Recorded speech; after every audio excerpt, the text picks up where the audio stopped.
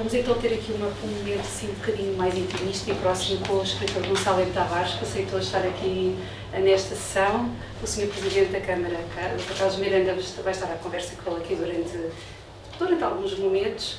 A sessão começa com a leitura de um poema do Gonçalo M. Tavares, vai ser lido pela Matísia, que está aqui connosco, e que tem estado a acompanhar, é atriz, e também nunca tinha estado aqui na Maratona de Leitura, aceitou vir cá, e tem estado a acompanhar o trabalho do Pedro Lamares, que está a desenvolver com um grupo aqui na Sardenha. Já convido todos amanhã às 6h40 a aparecerem no Cine TRK para verem o trabalho intenso que eles estão a produzir para a Maratona de Leitura. Muito obrigada por estarem aqui e então deixo-vos então, em primeiro lugar com a Matísia. Obrigada. Bom dia. Para ser sincera, fui introduzida à sua obra agora recentemente pelo Rui e que me lançou também esse desafio de estar aqui na Maratona. Já estou aqui há uns dias, tenho tido um enorme prazer de estar a acompanhar a formação do Lamares. Está a ser intenso e bonito ao mesmo tempo. Chama-se Diálogo Rigoroso. Outras poetas e outras filosofias? O precalço na tese. A prova de que a tese existe é o precalço. Gostas mais dos pés ou das mãos? Depende. O coração é variável. Depois da morte, sim, os gráficos perdem validade. Não há variação. Ainda mais? Sim. Jogar as cartas com o corpo e fazer do corpo o acaso que surpreende os batuteiros. Quem engana quem? Os olhos dos outros escravizam a poética do músculo. Mas quando começa a poética? A poética começa quando imaginamos que os outros são cegos. A exibição? A melhor exibição é perante os cegos. O corpo vem lá de dentro, cá para fora e traz a novidade. O fim? Quando disseram que a alquimia era uma farsa e esqueceram que tudo que não é alquimia também é uma farsa. Mas então o que é que não é uma farsa? O que impede a morte? O corpo que dança pode impedir a morte? Não. Tudo é farsa. Mas o corpo que dança pode obrigar os outros ao desejo. Uma explicação? O prazer é muito mais baixo que o desejo. O desejo é alto. É o que não se toca. Queremos tocar. O prazer é baixo. É o que não se toca. Uma definição rápida. O desejo é uma prateleira do céu. Outra definição? O céu é uma prateleira de Deus.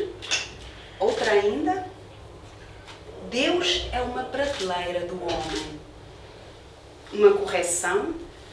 Deus pode ser uma prateleira do homem. Uma indicação final? O início. A alma? A indicação final. Coreografias? Ocupar o espaço antes que ele nos ocupe. O amor? Não respondo à ciência. Não sou capaz. O amor? A ciência. A grande ciência.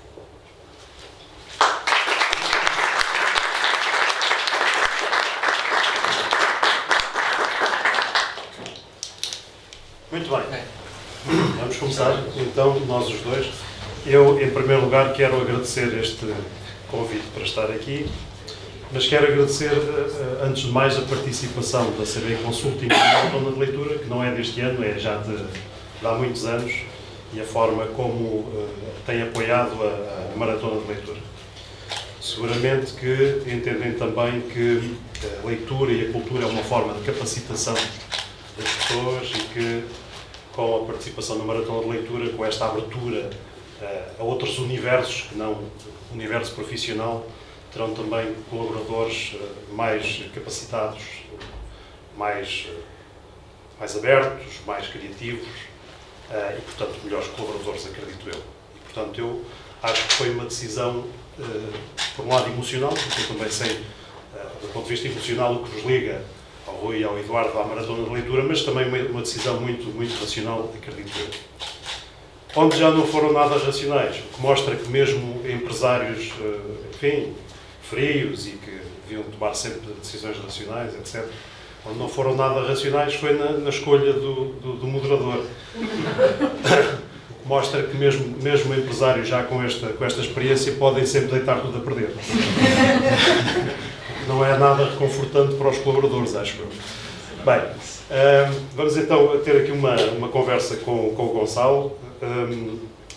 Eu estou aqui apenas para moderar a conversa com ele e a conversa convosco, portanto, estamos aqui perfeitamente à vontade para coloquem as questões que quiserem, portanto, estejam à vontade, interrompam, coloquem as questões, não tenham qualquer problema quanto a isto.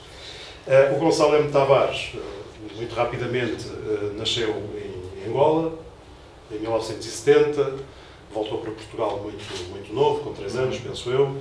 Depois andou por Aveiro, jogou futebol em Aveiro, andou pela educação física, pela filosofia. Aliás, a filosofia ainda faz parte do universo cultural, profissional, não é? Sim. Através das aulas que dá como é que se chama? Agora é na reitoria da Universidade de Lisboa mesmo. Ok. Agora é mesmo. Pronto. E depois um dia começou a escrever. E foi assim uma espécie de torrente, não é? Que começou em grande força e nunca mais parou. E tem dezenas de livros publicados, cerca de 60, está traduzido em cerca de 60 países, penso eu. É aclamado quase unanimemente como um dos maiores escritores da sua geração, apontado muitas vezes ao Nobel. O próprio José Saramago dizia a certa altura que era tão bom que apetecia bater-lhe. E tem prémios também, que nem vale a pena nós elencarmos aqui os prémios nacionais e internacionais, que mostram que, de facto, tem tido essa concordância da crítica e também dos leitores e, portanto, tem sido destaque não só em Portugal, mas um pouco por todo o mundo através de prémios. E então eu vou começar por colocar aqui uma pergunta da maior importância. Gonçalo M. Tavares. Eu vejo que há muitos escritores que metem ali uma inicial entre os dois nomes. Isso é uma estratégia. Como é que aparece esse nome? Gonçalo M. Tavares. Como é que surge o nome de um escritor, o nome com que vai publicar a sua obra? O primeiro livro que eu publiquei, eu fiz várias capas, precisamente com Gonçalo Tavares, Gonçalo M. Tavares, Gonçalo A. Tavares, que eu sou Gonçalo Manuel Alquerque Tavares. Foi uma escolha quase instintiva e depois fica. Não é decisivo. Saramago é engraçado. O nome Saramago, a princípio toda a gente estranhava e agora é absolutamente familiar. Não há qualquer estratégia, é apenas um instinto qualquer. Não é? Ok. Depois desta pergunta extraordinariamente importante, eu vou fazer outra ainda mais importante, que é assim: a que posição é que jogava quando jogava no Beira-Mar? Jogava, para já dizer que, como peço desculpa estar muito informal, mas eu estou sempre muito informal. Já o Sr. Presidente teve a gentileza de falar de algumas coisas, eu já estive às vezes em coisas de prémios e tal com presidentes da República e que estive também mais ou menos assim. Portanto, é dizer-vos que não é falta de respeito. Eu acho que fui para a arte para estar sempre à vontade e que não me chatearem a cabeça como visto. Mas peço desculpa que eu vi não ter vindo de branco mas pronto, só não, eu jogava, é engraçado que o futebol, eu joguei no Beira-Mar e depois fui para Lisboa e joguei no Atlético, que é da Tapadinha. O futebol ensinou-me muito e é interessante vocês, que estarão na área da gestão, por aí, não é? E realmente, às vezes, é um bom exemplo. O futebol, a disciplina de atleta, por exemplo, é essencial para escrever. E acho que é um bom exemplo de como, às vezes, por exemplo, vocês como gestores podem pensar que as outras áreas não têm importância nenhuma, não é? Por exemplo, podem pensar que a cultura ou a literatura não têm importância nenhuma. o meu exemplo do futebol ter importância na literatura, então acho que mostra bem como as coisas estão ligadas. E se calhar, falando um pouco sobre a cultura e da importância da linguagem, da literatura, se me permitir, a partir dessa pergunta. Eu tenho um irmão mais velho que é um tipo brilhante, fez doutoramento em Harvard, em economia, etc. E ele contou-me que numa das primeiras aulas não me lembro da cadeira especificamente, mas de economia de Harvard, um tipo que é prémio Nobel deu uma bibliografia obrigatória para uma coisa que era de matemáticas complicadíssimas. E a bibliografia obrigatória era Dom Quixote, de Cervantes, era o Crime e Castigo do Dostoiévski e tal. E era um conjunto de livros, o Dante, a Divina Comédia de Dante. E aquele pessoal que era do melhor do mundo ali localizado, a certa altura perguntou-lhe: olha, professor, então nós estamos aqui num sítio altamente especializado e esta é a bibliografia. E esse professor respondeu: eu recuso-me a falar com alguém sobre alguma coisa que não tenha lido estes livros. Não é? E o que ele queria dizer é que a literatura trata de tudo, ou seja, a literatura serve para tudo.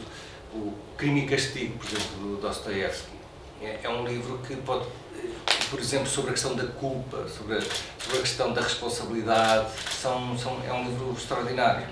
Ou seja, eu acho que alguém e os mais brilhantes numa determinada área, mesmo muito específica, da física, da matemática, das economias, eu tenho alguns amigos, por exemplo, da física, são pessoas normalmente com uma cultura muito vasta e com uma possibilidade de imaginação também muito grande, não é? Porque, por exemplo, pensar, como é que nós pensamos, não é? Não sei se já pensaram como é que pensamos, e é interessante pensar. Nós pensamos basicamente através da linguagem, ou pelo menos nós expressamos o nosso pensamento publicamente através da linguagem. É evidente, não é? Ou seja, claro que, por exemplo, um matemático pode expressar pela matemática, um músico pela música, mas vocês expressam o vosso pensamento pela linguagem. Logo aí, quem domina mal a linguagem, domina mal o pensamento. É simples, é direto. Quem não tem flexibilidade na linguagem, não tem flexibilidade no pensamento. Quem não tem imaginação na linguagem, não tem imaginação no pensamento. E logo aqui fica claro que me parece imprescindível mesmo a leitura de bons livros, não é? A leitura de bons livros, porque, e já agora a leitura de bons livros, eu sei que não é politicamente correto dizê-lo, mas o ler, e estando numa maratona de leitura, também se calhar não é politicamente correto dizer, mas vou dizer a minha opinião tranquilamente. Ler não é no meu entender, não é um valor absoluto em si, ou seja, ler por si só não é bom. Ler bons livros é bom. Eu vou-vos dar um exemplo. Eu posso estar 2 anos a ler anúncios do Idealista. Aluga-se T3, virado para não sei o quê, revista Mar. Eu posso estar 2 anos a ler. Isso é bom? Não, é péssimo. Portanto, ler não é um valor em si. Ler anúncios do Idealista durante 2 anos não é bom. Ler maus livros não é bom. Portanto, tem que se ler bons livros. O Gonçalo é um bom leitor. Sim, Continua a ler regularmente? Sim, porque a leitura também é um treino quase diário de imaginação, não é? E um pouco o que eu estava a dizer, a leitura não é algo apenas para recebermos. Eu não estou, quando estou a ler, apenas a receber. Eu estou a treinar-me para emitir depois de uma forma mais lúcida, mais imaginativa, etc. Até politicamente, eu diria, por exemplo, que o facto das pessoas hoje lerem menos por causa do telemóvel, o telemóvel é mesmo uma coisa absolutamente assustadora, não é? E hoje alguém ler significa ter que fechar o telemóvel, fechar a internet, etc. Mas o facto de muitas pessoas estarem a ler pouco faz com que, em alguns países, por exemplo, políticos têm argumentos básicos. Eu não vou dizer nomes, mas, por exemplo, quando se faz uma ligação direta entre, por por exemplo, há um crime cometido por uma determinada etnia, depois há uma conclusão em relação a essa etnia, por exemplo. Isso é um raciocínio. Há um autor muito interessante que é o Piaget. Piaget estuda o desenvolvimento das crianças. E ele vai classificando como é que o cérebro das crianças vai funcionando. Há uma altura em que não falam, há uma altura que não, se alguém tapar um objeto já não se lembra do objeto, etc. E há uma altura sobre a linguagem, que é entre os 4 anos e os 4 anos e quase 10 meses, em que a criança vê um acontecimento e a partir daí estabelece uma espécie de teoria geral. Para dar um exemplo, uma criança com 4 anos, a mãe cai, é uma segunda-feira, a mãe cai à segunda-feira, ela pensa, às segundas-feiras a minha mãe vai cair sempre, ou todas as pessoas caem à segunda-feira. E nós às vezes ouvimos alguns políticos com argumentos a este nível. E portanto, o que eu acho mais preocupante não é um político querer nos convencer com argumentos de 4 anos e 2 meses. É nós, ou algumas pessoas, serem convencidos com argumentos de 4 anos. Não é? E isto é muito assustador. E em parte tem a ver com a falta de leitura das pessoas, de leitura, por exemplo, de perceber o subentendido, que é uma coisa fundamental. A boa literatura permite que eu conheça a ironia, o subentendido, a ambiguidade. Há pessoas que não entendem a ironia, por exemplo, não entendem o subentendido, não entendem. Isso é absolutamente perigoso, não é? Perceber o que é que a pessoa está verdadeiramente a dizer em vez do que está aparentemente a dizer, não é? E isso aprende-se com... E o problema é que todos leem muito, ou seja, por exemplo, toda a gente lê muito. Agora, muitas vezes, julgo que não será o vosso caso, vocês espero que também já se comecem a entrar interessado de certeza também pela literatura, mas hoje as pessoas leem muito, mas o que é que leem? Leem SMS, leem coisas do Facebook, leem, olha, hoje às 4 da tarde vai buscar pizza 4 estações. Ou seja, nós estamos sempre a ler, mas estamos a ler conversa banal, argumentos muito pouco interessantes, e de alguma maneira o nosso cérebro vai ficando apenas com essa linguagem, e ficando com essa linguagem, para voltar ao início, fica com esse pensamento básico, não é? Um pensamento absolutamente básico. Um pensamento que é muito quase de 0-1, do género gosto, não gosto. Há um filósofo, já que o Presidente falou da questão da filosofia, há um filósofo que diz uma coisa engraçada, que alguns adultos têm uma espécie de subjetividade mínima que realmente é a subjetividade dos bebés, que é, ele chama gosto, não gosto. Os bebés têm isso, gosto disto, não gosto disto. O que é assustador é que muitas das discussões no espaço público são reduzidas a um gosto, não gosto. Interrupção voluntária da gravidez, gosto, não gosto. Eutanásia, gosto, não gosto. Eutanásia, por exemplo, é um tema absolutamente difícil, infinitamente difícil. Eu sou de acordo em relação a com determinadas características, etc. Mas é uma coisa muito difícil. Reduzir isto a um sim, não, é precisamente do gosto, não gosto. E acho que vocês, como gestores, têm também de ser, de alguma maneira, gestores de linguagem, não é? Acho que também há isso, é o que dizer, em que momento, não é? Como dizer. E já agora também a questão da metáfora. As metáforas podem parecer coisas de poetas, etc. Não é? Mas o que é metáfora? É dar uma imagem, transmitir uma imagem, em vez que de alguma maneira dê uma ideia. Em vez de eu dizer uma ideia muito abstrata, digo uma imagem. Vou-vos dar um exemplo, até para verem que a questão das metáforas e das micro-histórias não é exclusivo, muito longe disso, do campo dos escritores. Física. Por exemplo, a teoria do caos. Tenho alguns amigos físicos. A teoria do caos é complicadíssima, em termos de física. É uma complexidade gigante. Mas o que é que nós sabemos da teoria do caos que foi passado pelos físicos e bem? Sabemos que se uma borboleta bater as asas na Austrália, pode causar um terremoto na China. Isto é uma metáfora, ou é uma micro-história. Era uma vez uma borboleta que bateu as asas na Austrália e provocou um terremoto no outro lado do mundo. Não é? E, portanto, quando alguém tem uma ideia, uma coisa é ter uma ideia, e e acredito que vocês produzam ideias, muitas ideias. Mas mesmo que tenhamos uma boa ideia, a questão fundamental é como transmitir bem essa boa ideia, que é outra coisa completamente diferente. E há pessoas que têm boas ideias e transmitem terrivelmente as suas ideias. E não convencem ninguém. Não convencem ninguém. Uma boa ideia não convence ninguém. Uma boa ideia expressa de uma forma boa convence muita gente. Infelizmente até péssimas ideias bem expressas, bem vendidas, convencem. Mas quem não tiver domínio da linguagem não tem domínio do pensamento e não tem hipóteses nenhumas de... A linguagem hoje é mesmo, na democracia então, é como quase uma arte de defesa pessoal, não é? Quem não tem domínio da linguagem está constantemente a ser enganado pelos jornais, pelas notícias, completamente, e é mesmo estar desarmado. Em democracia não precisamos de armas, felizmente. Mas eu diria que, só para concluir, que quem não dominar a linguagem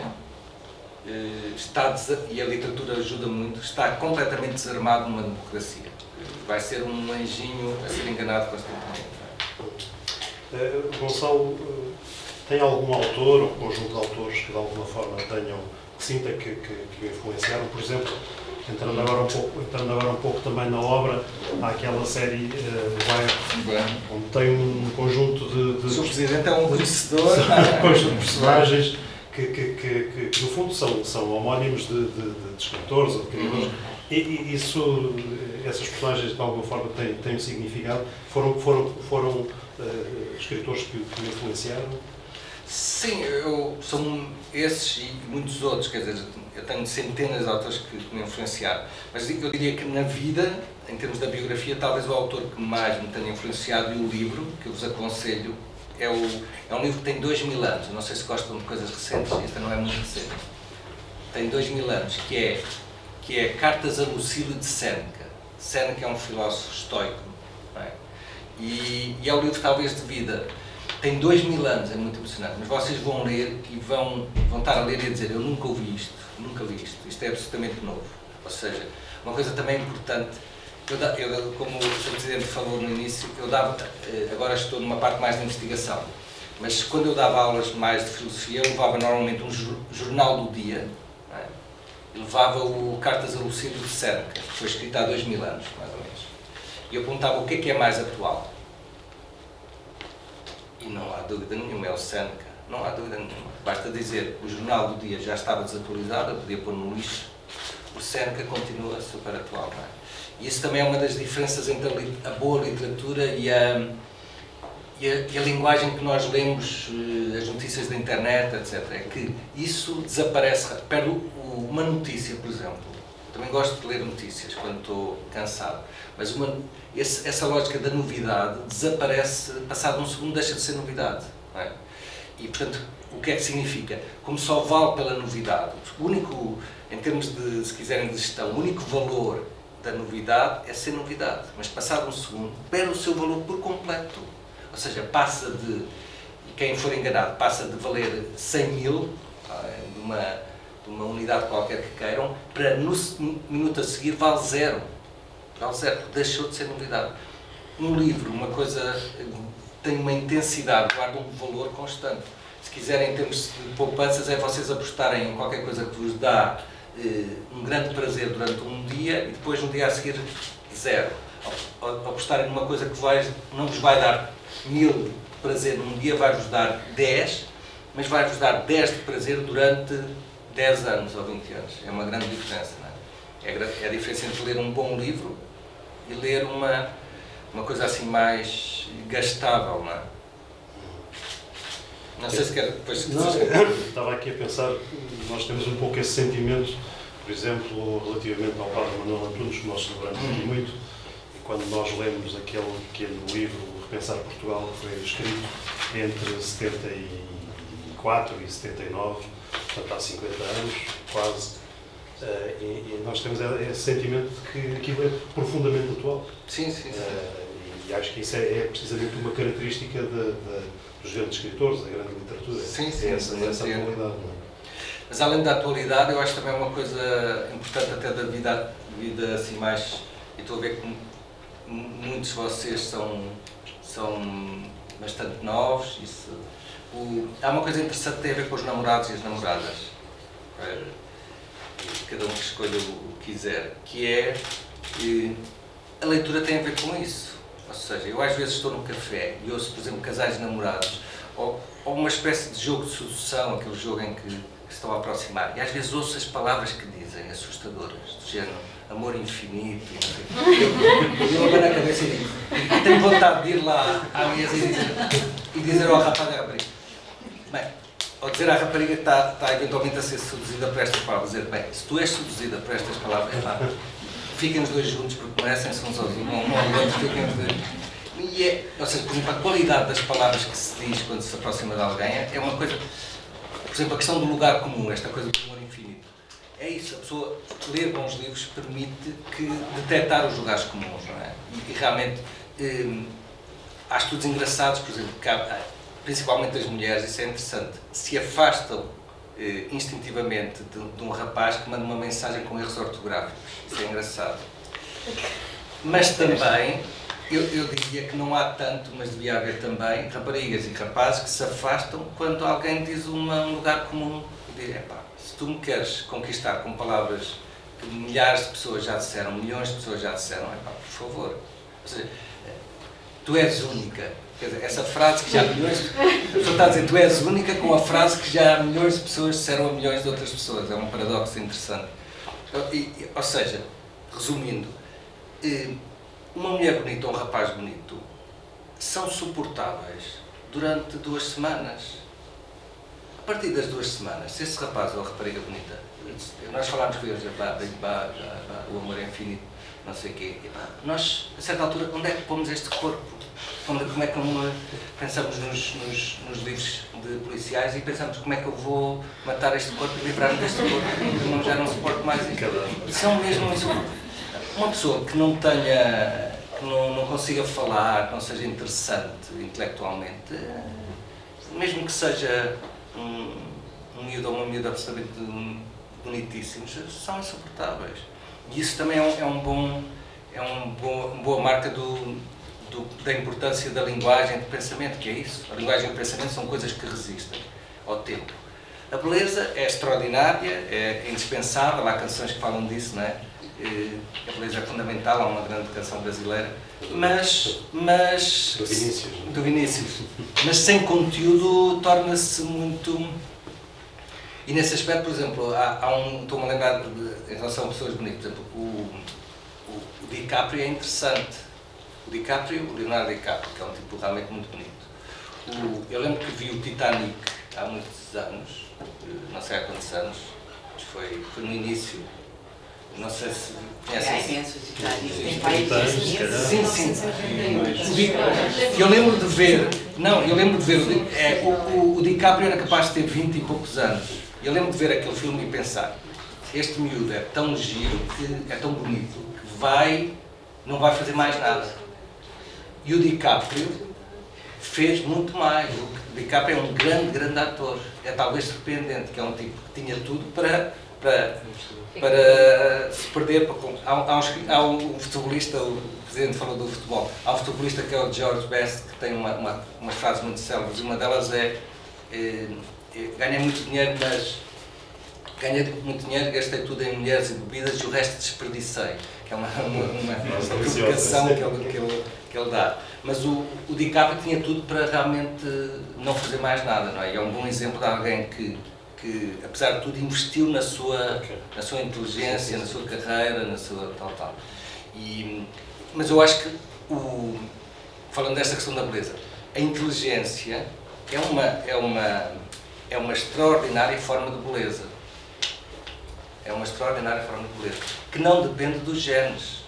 Ou seja, porque a beleza, em princípio, não depende de nós, não é? No limite, não é? Agora já podemos dar uns retoques, etc. Não é? Já podemos dar uns retoques. Mas, em princípio, grande parte não depende de nós. Não é de nossa... Não fomos nós que nos esforçámos para ser belos, não é? Quando a inteligência, a capacidade de argumentar, etc., é uma coisa que já remete mais para um trabalho individual, não é? E nesse aspecto é, digamos, uma beleza da qual nós somos responsáveis. Pode ser adquirida. Pode ser adquirida, pode ser por exemplo, a grande diferença, por exemplo, a beleza exterior, em princípio, infelizmente, vai-se perdendo ligeiramente, não é? Pode ganhar um charme com a idade, mas pode-se perder. A beleza intelectual, pelo contrário, vai, em princípio, até cada vez ser mais forte, não é? Nós conhecemos avós, homens e mulheres com 60, 70 anos, 80 anos, que têm uma beleza intelectual e de sabedoria absolutamente incrível. Ou seja, foram sempre ficando mais bonitos intelectualmente. Isso também é uma grande diferença, não é? Se pensarem em termos de ações, é investirem numa ação de uma empresa que vai gradualmente, sabem que vai perder valor, que é a beleza exterior, é comprarem ações de uma empresa que sabem que cada ano que passa vai perdendo valor, ou comprarem ações de uma empresa que é a inteligência, que é o esforço, que sabem que à medida que vai passando o tempo vai aumentar o valor, não é? Muito bem. Vou ser um bocado provocador, mas depois se quiserem falar. Uma questão que tem a ver com o tema da maratona de leitura deste ano, liberdade e resistência. Eu acho que já de alguma forma isto foi respondido, mas eu queria aqui aprofundar um outro aspecto. O escritor, o criador, tem que ter sempre esse objetivo, ou seja, não basta o aspecto estético daquilo que faz, tem que haver sempre essa componente de intervenção social e política na obra. E já agora também perguntar o seguinte, o Gonçalo é referido sempre como o maior escritor da sua geração. Sente essa responsabilidade de alguma forma de transmitir, de ser um porta-voz de uma consciência da sua geração? O livro que eu falei do Seneca é precisamente um estoico. Um estoico, o que é? Eu li com 19 anos e marcou muito. Um estoico é alguém que faz o seu caminho independentemente do que acontece no exterior. Alguém critica muito de uma forma negativa e a pessoa continua o seu caminho, que acha correto. Recebe muitos elogios e tal, continua o seu caminho. Ou seja, não fico muito contente que digam essas coisas, mas não. Agora, o que eu acho, eu fiz aqui já agora, tenho pena de vocês não participarem, mas qualquer dia podemos tentar fazer um curso semelhante. Eu fiz aqui um curso, como fiz no ano passado, e a ideia é talvez fazer uma coisa mais constante para depois ser lido na maratona, mas faço uns cursos de linguagem, precisamente, porque há uma coisa que eu acho importante, e talvez seja um ativismo, digamos, que é a ideia de que todos somos criativos. Isso parece muito evidente. Eu, nesses cursos, eu aqui na maratona, o que eu fiz foi um curso de 8 horas, 4 mais 4, não é? E estava uma rapariga com 14 e estavam senhores um casal com 74, 75, portanto uma diferença quase de 60 anos, não é? E realmente a miúda de 14 fez coisas super criativas, o casal de 70 e tal fez coisas super criativas. Isso parece-me também uma coisa fundamental, que é não é preciso a pessoa estar numa empresa de gestão, por exemplo, ligada à publicidade ou tal, que são coisas mais criativas. Toda a gente tem um potencial criativo e a criação pode ser até na própria frase que diz, etc. E eu acho que nós somos massacrados, no geral, com a ideia de que há uns que são criativos e há outros que não são criativos. Todos os seres humanos têm essa potência para serem criativos. Não é preciso ser criativo a pintar um quadro ou a fazer uma música, mas todos podem ser na sua área criativos. E esta ideia de nós nos transformarmos quase em fazedores de tarefas, em funcionários no mau sentido, no sentido em que são pessoas que exercem funções, muitas vezes leva-nos a nós próprios a reduzirmos a máquinas, porque uma máquina tem funções, não é? Uma máquina de alguma maneira é o funcionário exemplar, faz funções, nós já sabemos, é previsível, tal. O ser humano tem, além da possibilidade de fazer tarefas, tem a possibilidade de criar novos caminhos na resolução de tarefas, etc. E muitas vezes eu sinto que há muitas pessoas que se demitem dos seus próprios genes. Nós em termos de DNA, temos um DNA, o DNA humano é incrível. E, por exemplo, já agora, nós somos o único animal que tem no seu DNA a capacidade de ler. E, portanto, quando nós não lemos a sério, o que nós estamos a fazer não é apenas a desrespeitar os nossos avós e avós, estamos a desrespeitar o nosso DNA. Somos os únicos animais que podemos ler. Não, isso não é por acaso, não é? E isso parece-me essencial.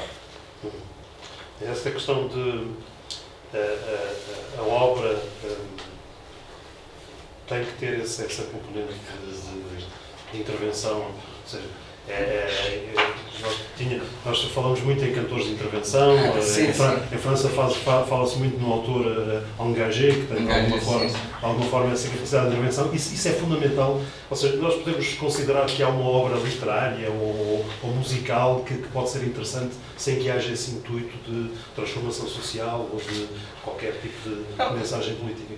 Eu acho que, como eu disse, muitas vezes eu acho que faço uma intervenção política quando, por exemplo, eventualmente posso contribuir para as pessoas estarem mais atentas à linguagem. Ou seja, como eu disse, por exemplo, a pessoa estar atenta à linguagem é um processo político, claramente. É um processo político. Ou seja, nós não precisamos... Eu não sou nada... Se há coisa que não me... É uma coisa quase orgânica. Se há coisa que não me entusiasma são até as discussões partidárias. Não é? Não me entusiasma nada. É a mesma coisa, não me excita nada. Portanto, portanto, o que me interessa na política tem a ver com a polis, não é? Com a questão da cidade. E nesse aspecto, por exemplo, é uma ação política que tem a ver com a polis, com a cidade, quando, por exemplo, incitamos, ou incito, por exemplo, a esta ideia da reclusão da leitura, porque é um gesto muito revolucionário politicamente, que é, no meio da confusão, no meio do barulho, no meio dos grupos, e de repente eu isolo-me, silêncio, e estou aqui com a minha própria cabeça, às vezes a apontar. Isto é uma coisa já, é um gesto já político, não é? Que é, por exemplo, dizer que eu aceito estar sozinho, não é? Que eu não estou angustiado por estar sozinho. Não é? Por exemplo, é uma das coisas que eu acho que há numa geração mais nova, que as pessoas, por exemplo, estão numa mesa sozinhos, de repente pegam um telemóvel a fingir que estão a telefonar a alguém, ou riem-se para o telemóvel a fingir que estão a receber mensagens muito divertidas, porque há, por exemplo, e isso é uma coisa política importante, há um pânico de os outros pensarem que nós estamos sozinhos. Não é? Isso é um sentimento que havia nos adolescentes, mas agora os adolescentes às vezes têm 20 anos, 30, 40, 50, não é? Uma adolescência tardia. E isso, por exemplo, se alguém tem medo de estar sozinho, de pensar é um ato, claro que há brainstorming, e nós aqui estamos a pensar, espero eu, coletivamente, mas em parte também é um processo individual, não é? E se a pessoa, e até de reflexão na própria vida, não é? E se a pessoa não tem esses momentos de isolamento, está sempre numa espécie de ligação infinita social, vai ficar uma abóbora simpática, mas uma abóbora. E isso acho que é mesmo isso. É uma questão política, porque, por exemplo, esta ligação constante, e até já agora do telemóvel, por exemplo. Eu escrevi um texto no Expresso, eu faço umas crónicas semanais no Expresso, e, por exemplo, eu escrevi há pouco tempo um texto no Expresso, porque o telemóvel é muito impressionante a nível do trabalho, de qualquer trabalho. Porque as pessoas estão completamente, e não tem a ver, é interessante, não tem a ver com a geração de 20 anos ou tal, às vezes até as pessoas com 70 estão mais aditas ao telemóvel do que as mais novas, mas isto está a entrar nas atividades de uma forma incrível, até nas atividades mais, aparentemente mais materiais, ou mais, há um ano e tal, fizemos pinturas no nosso prédio lá em Lisboa, e quem estava a pintar, não é? Dava uma pincelada e depois dava outra. Portanto, ele estava a pintar uma parte de umas escadas do prédio. Ele se concentrasse, isto é sobre a concentração. Concentração, a palavra, a etimologia é concentração, é com um centro. Nós só estamos, é uma questão de geometria. A única possibilidade de estarmos concentrados é termos um centro e andarmos à volta do centro. Isto é que é concentrado, com um centro. Às vezes há uns amigos que me dizem, eu estou concentrado em 2 projetos. E eu digo, epá, isso não é possível, desculpa. Etimologicamente não é possível. Ninguém está concentrado com 2 centros. Está descentrado. É simples. E aquele rapaz ele concentrado, em 4 horas acabava o trabalho. Ele teve para lá 1 semana e meia, que era uma coisa pequenina, estava sempre. E o mais incrível era que era a tarefa, ou seja, ele recebia apenas quando terminava. Hoje, por exemplo, e já agora uma questão biográfica, os meus pais são de Aveiro, como o Sr. Presidente disse no início, e quando eles iam a Lisboa, ficavam na minha casa ateliê, eu tenho lá um ateliê, e eles ficavam lá. E eu fechava-me no meu bunker, não é, a escrever, e quando os meus pais, com quem eu tenho uma relação mesmo muito boa, tenho 80 e tal anos, uma relação até muito física, afetiva, quando queriam alguma coisa, diziam alguma coisa, punham um papel debaixo do braço, da porta, não é? Um papel debaixo da porta a dizer, olha, filho, fomos ao restaurante tal. Ou seja, era impensável para eles, e bem, é das maiores provas de amor que eu recebi, interromperem, abrirem a porta e interromperem, dizer, com coisa qualquer. Eu ia às vezes à cozinha, que era comum, tomar café, não falava, o meu pai dizia assim, eu fazia assim, não falava e ficava ali numa bolha. Isto é estar concentrado. Ou seja, nem os nossos pais, nem as pessoas, nem o nosso namorado, namorada, deveriam interromper o nosso trabalho. O que é que hoje acontece? A pessoa está a trabalhar e recebe uma coisa da EDP, olha, até às 4 da tarde é preciso pagar a eletricidade. Depois recebe uma quê? 4 pias, não sei. Depois recebe um amigo, tal. Depois há um like que toca, depois like. E está constantemente a interromper o seu trabalho por causa disto. Nós não percebemos como isto foi um arrombar do nosso trabalho, absolutamente inaceitável, porque isto é virtual e as pessoas têm dificuldade em perceber o virtual, mas se passarmos isto para o físico, percebemos. Imaginem que estamos a trabalhar, vocês estão assim a trabalhar, e entra uma pessoa e diz, às 4 da tarde é DP, depois fecha a porta, não é virado? Okay. Depois continuam, mais 1 minuto, e depois entra alguém a dizer, like, depois fecha a porta, não é? Depois outro, like, depois a dizer, olha, gostei muito, às 4 da tarde, ok. Vocês aceitariam isto? Ninguém aceitaria isto, mas é isto que aceitamos no virtual, é isto que aceitamos. E quando alguém, se calhar para concluir isto, o trabalho da relação, quando alguém aceita ser interrompido, o seu trabalho ser interrompido, não pelos pais, tal que os meus pais precisassem de uma urgência interrompida, não pelos pais, não pela namorada, não por uma pessoa, quando aceita, numa situação excepcional, quando aceita ser interrompido por qualquer coisa, por um like, tal, quando interrompe o seu próprio trabalho, o que está a dizer, eu não vou dizer o palavrão, mas o que está a dizer é que o seu trabalho é uma porcaria. Está a dizer, se eu aceito que o meu trabalho seja interrompido por um like, por uma coisa tal, por uma... O que eu estou a dizer é que o meu trabalho não interessa para nada. Eu não estou a desvalorizar. O que é incrível é que no século XIX e nesse século XX é muito a figura, por exemplo, da luta entre classe, etc. A ideia, por exemplo, de haver uma desvalorização do trabalho pelo exterior. O exterior desvaloriza o meu trabalho. Mas a armadilha em que as pessoas caíram, no meu entender, é uma autodesvalorização do seu próprio trabalho, que é incrível. As pessoas estão a dizer assim, estão a dizer constantemente, o meu trabalho é uma porcaria, não vale nada, pode ser constantemente interrompida. E isto não é um assunto leve, porque a pessoa desvalorizar muito o seu trabalho é desvalorizar, porque o trabalho é essencial na vida das pessoas, é desvalorizar muito a sua vida. É desvalorizar muito a sua vida. É dizer, a minha vida tem muito pouca importância, porque uma das partes essenciais, que é o meu trabalho, eu posso suspendê-lo, não por causa dos meus pais, ou do meu namorado ou namorada, mas porque vi um like, ou não sei o que, de repente alguém falou de... E isto é assustador, porque isto tem consequências, até psicológicas mesmo. O Gonçalo, de qualquer forma, é um escritor que está ligado à Terra, ou seja, vive no mundo real. Sim, não vive naquele universo estético isolado. Não é como, já falámos aqui do Vinícius, ele tinha uma expressão que não era dele, mas que ele usava muito, que era o poeta inquilino do sublime. E o Gonçalo não é um poeta inquilino do sublime, é um poeta que vive ligado ao real. Vim ali da piscina, acabei de tomar um banho, estas coisas. Não, ou seja, também a ideia de que, por exemplo, a cultura ao ler um livro é sair da vida, eu tenho uma disciplina, de manhã escrevo, não é? Por exemplo, hoje já escrevi 2 horas, eu levantei-me às 6 da manhã e já escrevi. E eu fiz tudo a que tenho direito, não vou entrar em pormenores, mas fiz tudo o que tenho direito, completamente. Ou seja, a pessoa pode ter 3 ou 4 horas, ou 5, ou 6, ou 7 concentradas, mas ainda sobra muito tempo para viver, não é? A cultura não é sair da vida, é pelo contrário, de alguma maneira, ler é um pouco a pessoa recolher-se, mas depois volta ao mundo, já com uma sede de pessoas muito grande e a perceber melhor as coisas, a perceber melhor a vida, não é? A aproveitar melhor, a ter mais prazer, etc. A cultura não é inimiga do prazer, pelo contrário. E nisso, às vezes há essa coisa do inquilino do sublime, é uma boa expressão, mas é isso. A coisa física também acho que é mesmo importante, não é? Não sei se vocês querem por alguma questão. Exatamente, era isso mesmo que eu ia sugerir. Há um rosto ou outro que eu conheço. Não te conheço? A ti? Não, ao teu lado. A mim? Não. Que eu estou aqui. Ok.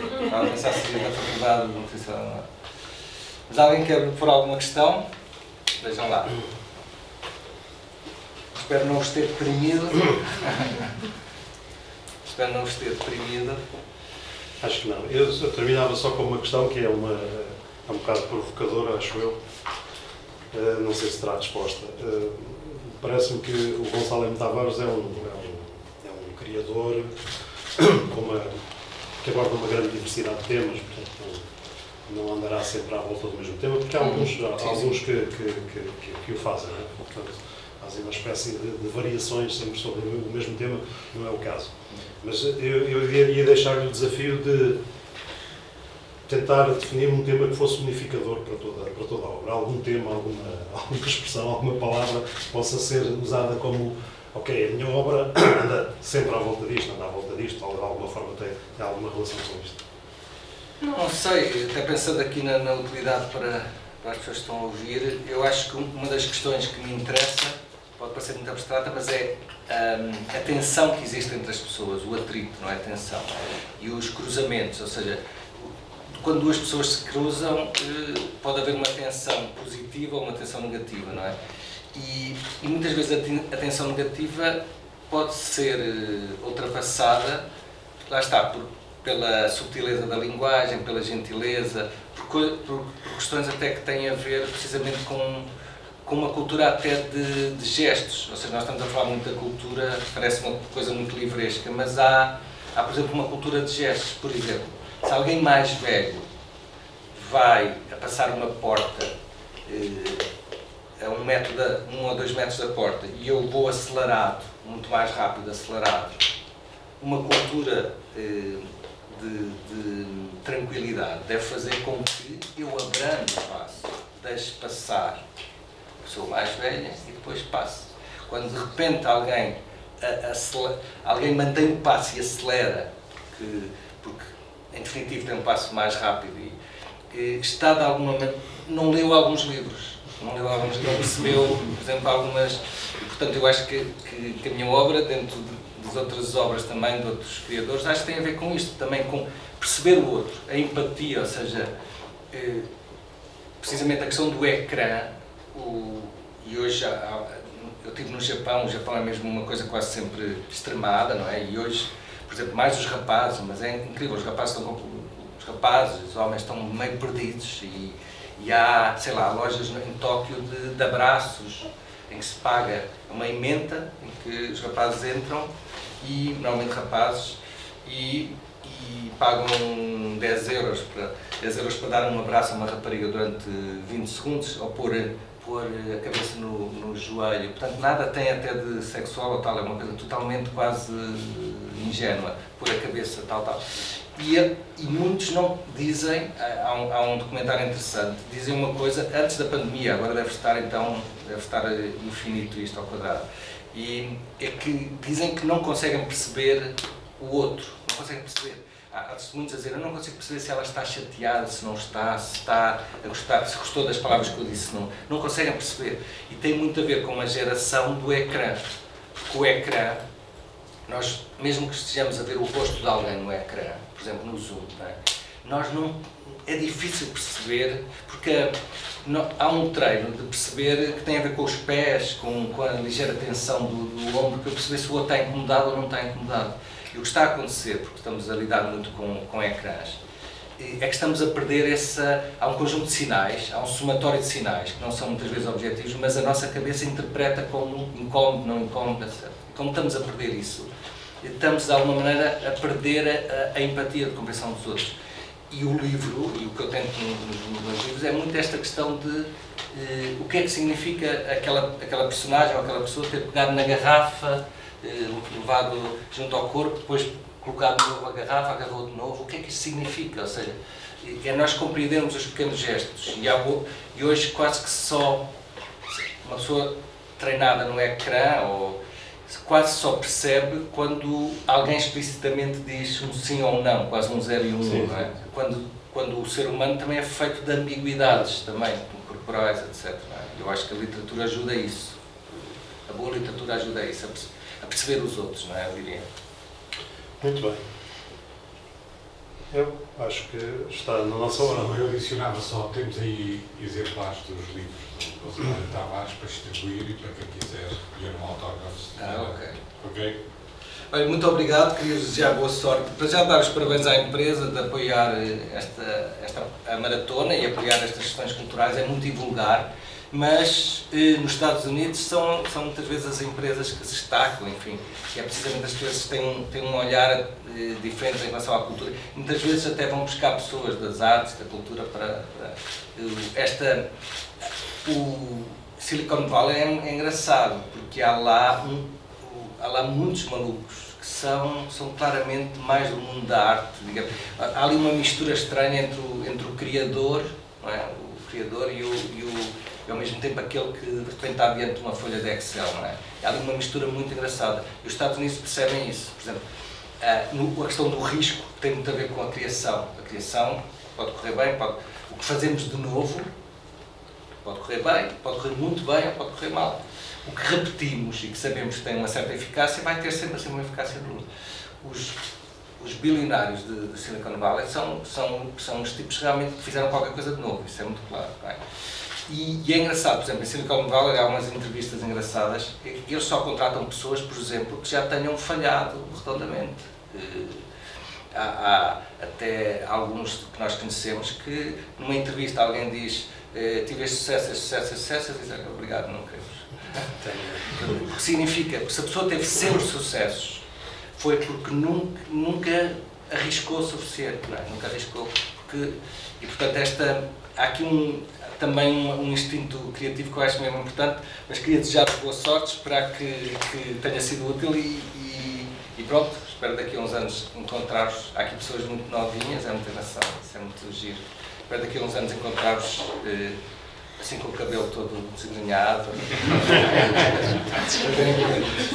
Muito obrigado. Ok, obrigado.